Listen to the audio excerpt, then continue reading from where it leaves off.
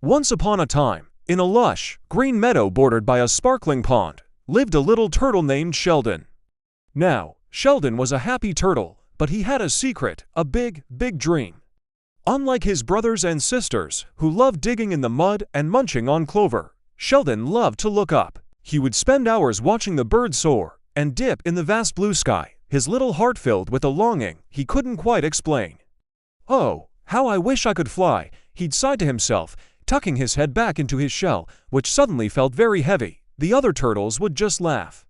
"Fly, Sheldon, you're a turtle. We have shells, not wings. We belong on the ground, not in the clouds." But their words didn't discourage him. They only made his dream burn brighter. So, Sheldon decided to take matters into his own little flippers. His first idea was brilliant, or so he thought.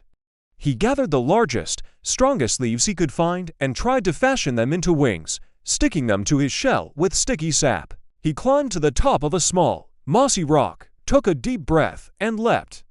For a glorious second, he felt a little lift.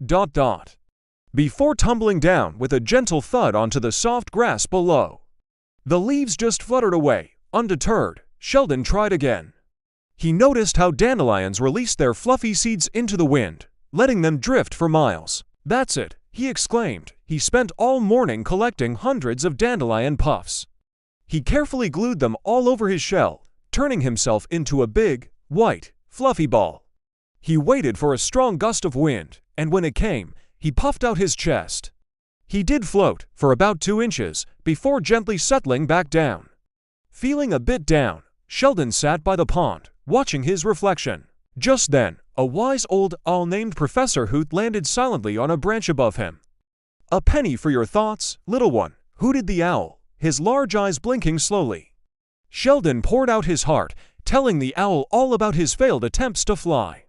Professor Hoot listened patiently. When Sheldon finished, the owl didn't laugh. He simply said, "Sheldon, perhaps flying isn't about having wings. Perhaps it's about seeing the world from a new perspective." He then pointed a wing towards a magnificent, towering sunflower at the edge of the meadow.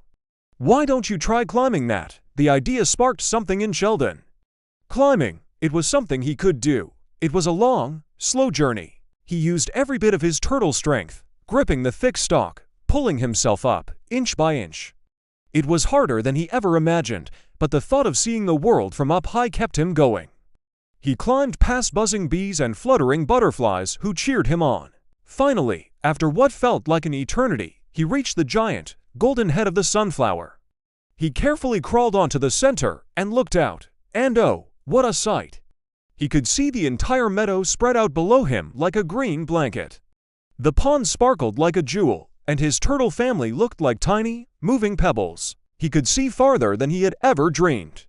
The wind rustled the sunflower's petals, and for the first time, Sheldon felt like he was dancing with the sky. He wasn't flying like a bird, but his heart was soaring. He realized Professor Hoot was right. He didn't need wings to experience the feeling of flying. He just needed courage, determination, and a different point of view. From that day on, Sheldon was known as the turtle who could fly, not with wings, but with a heart full of dreams and the courage to climb any challenge that came his way. Thank you so much for joining Sheldon on his incredible journey today.